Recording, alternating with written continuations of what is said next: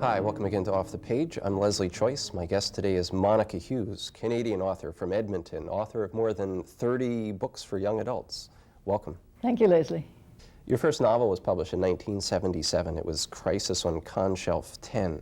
How did science find its way into your fiction? Purely by chance. I wanted to be a children's writer. I decided I would write for Canadian children with Canadian settings, which then was rare. But I had no idea how to do it, and I wrote 2 terrible little adventure stories.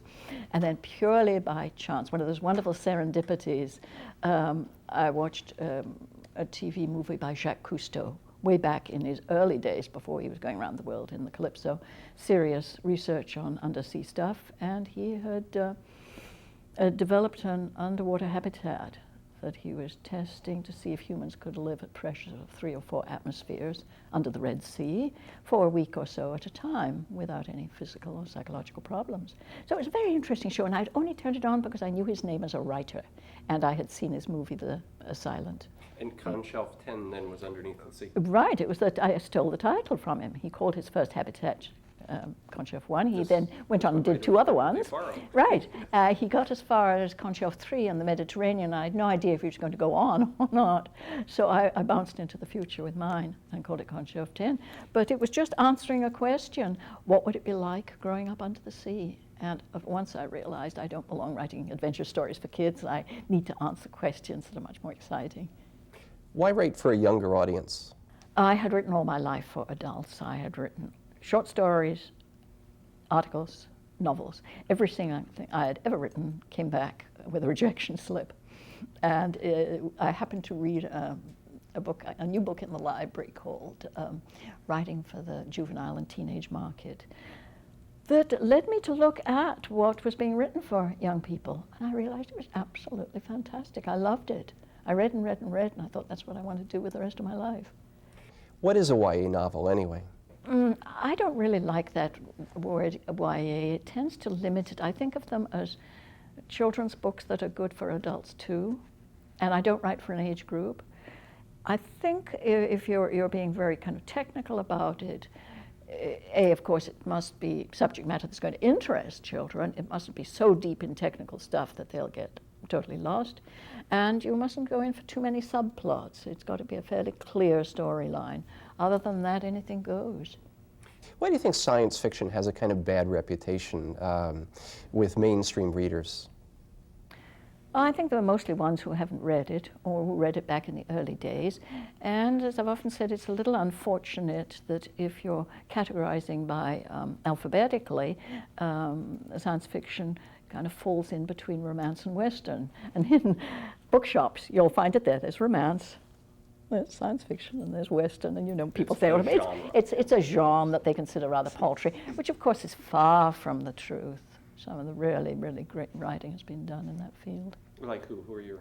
Well, you can go right back to the very beginning and think of Lucien's trip to the moon with swans, I think it was, and Gulliver's Travels is certainly fantasy. Wonderful, yeah. Yeah, Science fiction and then, but to bring it more up to what I was reading when I was a kid, H.G. Wells and Jules Verne was my top favorite. Sure. I read him in the library, out of the library, when I couldn't find it in English, and he had so many titles.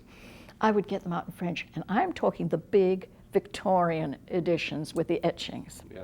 And I would struggle through the French, that very torrid, again, Victorian French, in order to get these great storylines. Journey to the Center of the Earth. Yeah. What else was there? The Island of Dr. Moreau? And around A Journey to the Moon and Around the Moon. Yep. 2 volumes, that one. You get to create alternative worlds. How do you travel there? In what sense do you mean that, the traveling there? In my mind, you Yes. mean? How do I mind? Oh, that is fairly easy. First of all, I find an idea, and only if it warrants being in another world will I go there. I think it's very poor planning to take a weak story and set it on Mars in order to make it a more interesting story. But if I have a story that only works in another place, then I start imagining that place logically. I found a wonderful book in the library many, many years ago, and I lost the title of it since, which more or less explained how to design a planet. for somebody who's forgotten all their first year physics. You know, how far it has to be from the sun, depending on the energy of the sun, what speed will it be going around, how long a year is. You work that out before you create a planet? Oh, I don't work it out. I went back to this trusty book. This is what I did with Isis. It's the only planet I've designed in great detail. Most of my other ones, people have arrived at a strange place, and then I just have to sort of invent the background. I do maps a lot. I'm devoted to maps, in fact. I always have been. And quite early on in my writing, I find that maps were a fascinating way of getting into place. And into plot, funnily enough, too. Very often you'll find yourself halfway into a plot just by following the map around. And with your own place, you have to design your own maps. What was the Isis trilogy about? I'll say where it began first, because that's really the important part of it. The story of David, who was that little boy, the boy in the glass bubble, who lived in Houston, died at the age of 12 after being isolated for his entire life. There was an article about him on the War Service when he was 3 years old, with a photograph of this little guy, and I was so touched by his condition and by the idea that he was completely isolated from the rest of the world. I thought I'd got to write about it. It took me 5 years to find the story. It's the longest time I've ever had to wait between knowing I wanted to write a story and the little light bulb going off and saying, that's what the story is. And I found my way into the story through the question, David, are you lonely? Or would he be lonely? He'd never known any other life. And I thought, I think probably companionship is a necessary part of the human condition. And working just on that general premise, I set up a situation where a girl is totally alone on a planet, Isis, out there somewhere. And of course I had to have good solid reasons why she's alone. All that is built into the story. I can't just say zap. Something I always have to tell kids in schools. You're not allowed to say, let's pretend that they woke up one morning and, or it was all a dream. You must have background for everything. Are you aware of that difference between science fiction and fantasy when you write? I don't think that's where the difference lies, because I think let's pretend is still wrong in fantasy. To my mind, the master of fantasy is Ursula Le Guin. And in her care, her loving care of place names and object names, and the fact that all the magic in her stories must be justified, and just like the, I forgot what you call it, you know, the law of ordinary everyday energy in this world. You know, it can be changed, it can be conserved, it can't be destroyed or brought out of nothing.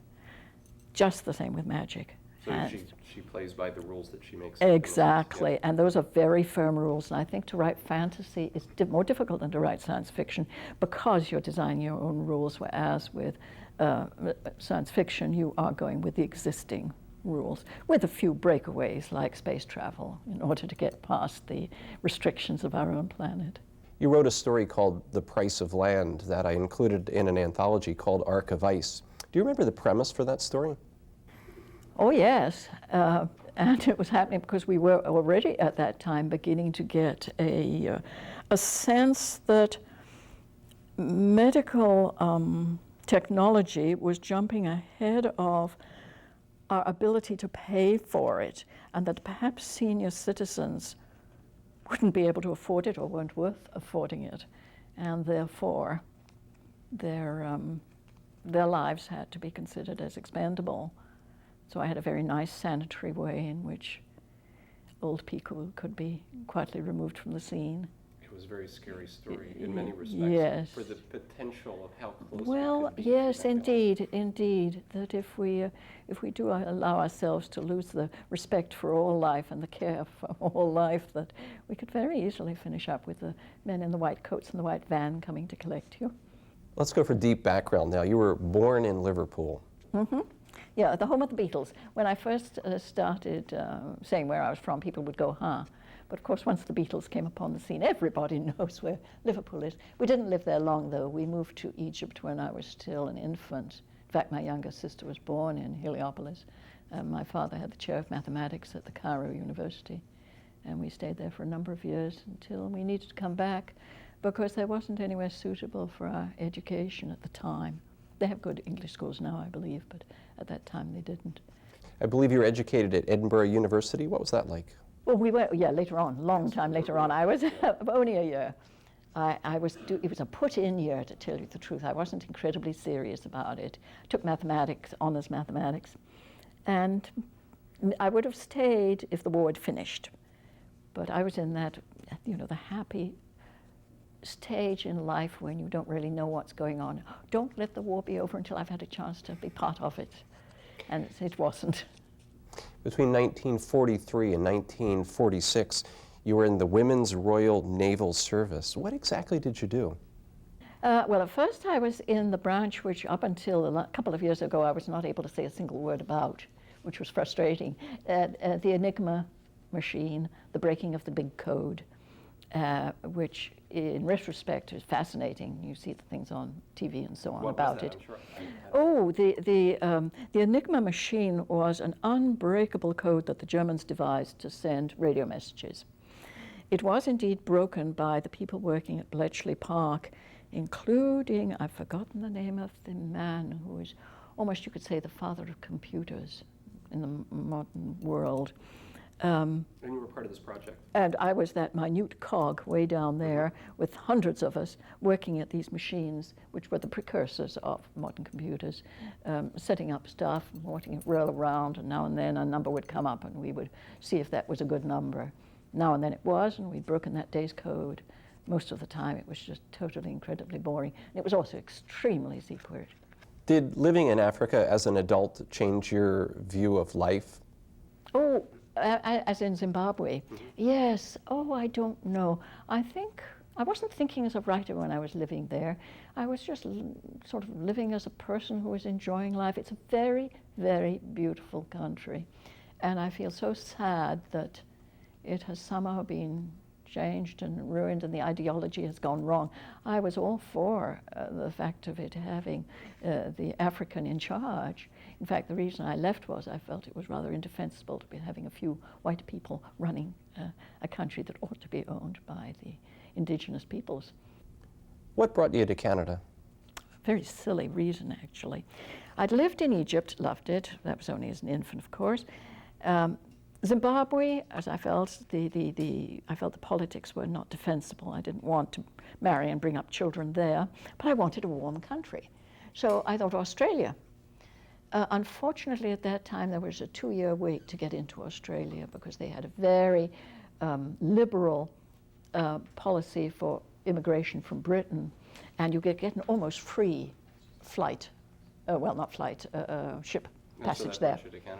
So there was such a long waiting list. I came to Canada. I thought I'd work my way across and go across the Pacific to Australia. So being a rather impatient person, I thought, well, I'll go to Canada, which I knew was easy to get to.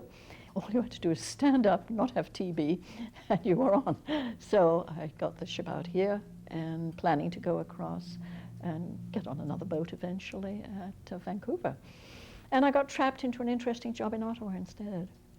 We're going to take a short break right now. My guest today is Monica Hughes, and she'll be back with us right after this.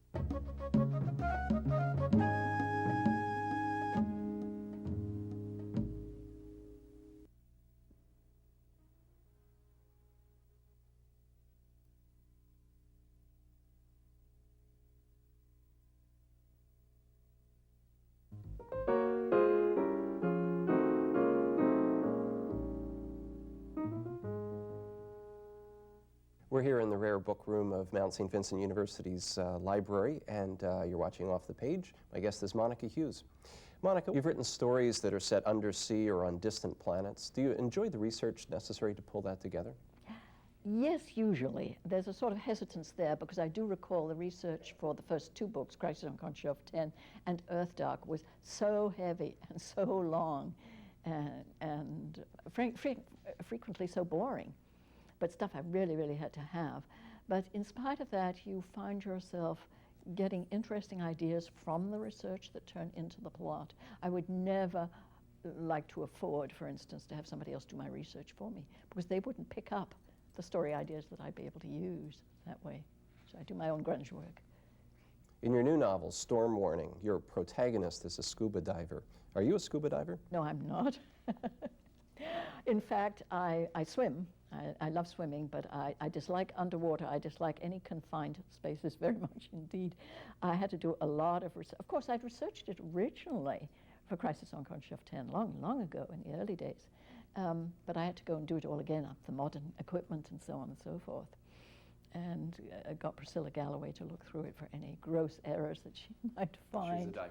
Yes, she is a diver. Another Canadian writer. And in the area that I was writing of, namely the Great Lakes. What was the inspiration for Storm Warning? A really strange little incident. I used to enjoy watching Man Alive very much, which appeared at that time on a channel we could reach in Edmonton. Now they've skipped it up to the high mode, and I can't get it without paying for everything else, which I don't want, so it's a shame. But anyway, this particular interview was with the captain of a merchant ship which sank in a very heavy storm in Lake Winnipeg. All hands went overboard. They didn't get any rescue boats out or anything. And it was told from the point of view of, the interview was told from the point of view of the skipper, who was, of course, deeply concerned whether his men had all got ashore safely, and indeed they did. But he mentioned just a throwaway line that under the lake you can still hear the ship's bell ring in a storm.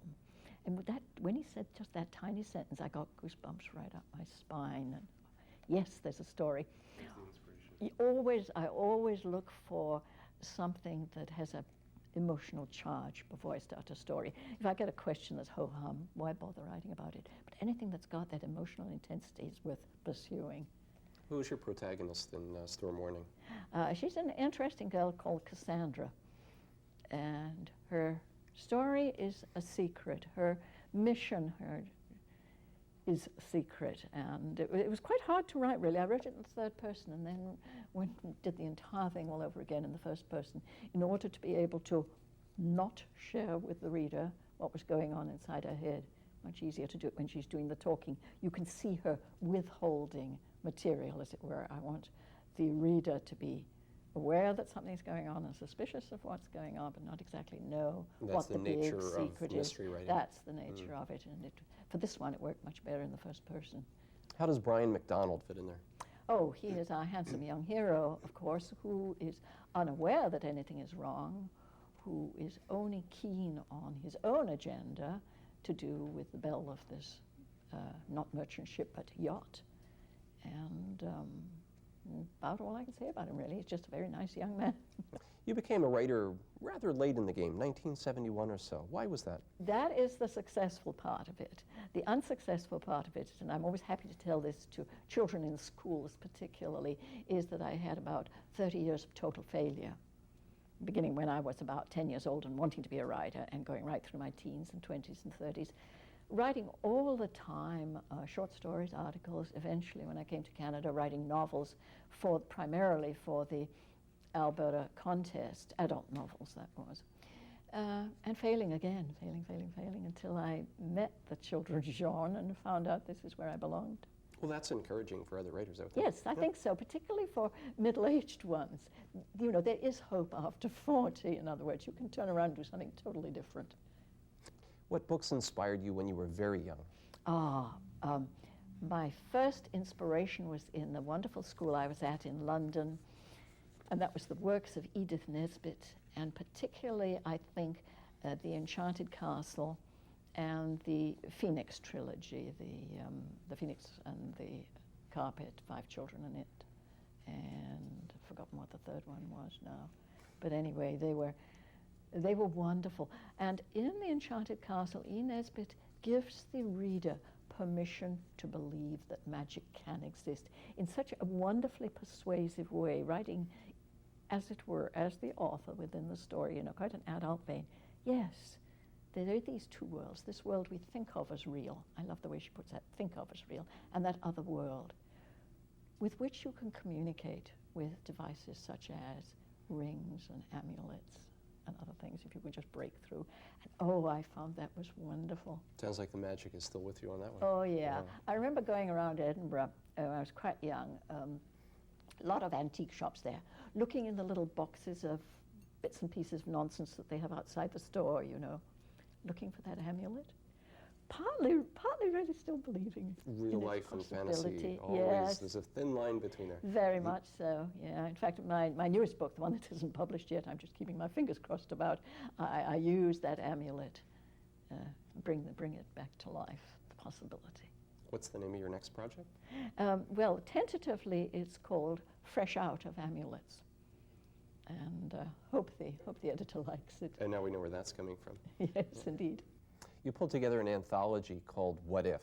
Canadian science fiction writers. A very wide range of stories in there. Is Canadian science fiction a definable entity? Oh, yes, it is. You know, I wouldn't have thought so myself a few years back, but I don't know if you're aware of the magazine On Spec. It's very, very clear from the editorial comments that it is quite different from American science fiction and from British science fiction. There's much more freedom to explore unusual questions. It's not so mechanistic. They're not so, of course, we're not bound up with any space industry or aeronautical industry. So many of the early science fiction writers were involved, actually, in one way or another, in the space and aeronautical industry in California. We are different then from the American science fiction. Totally. And I got so many different stories, so many fascinatingly varied stories for that collection. We're going to take another short break right now, and we'll be back with Monica Hughes after this.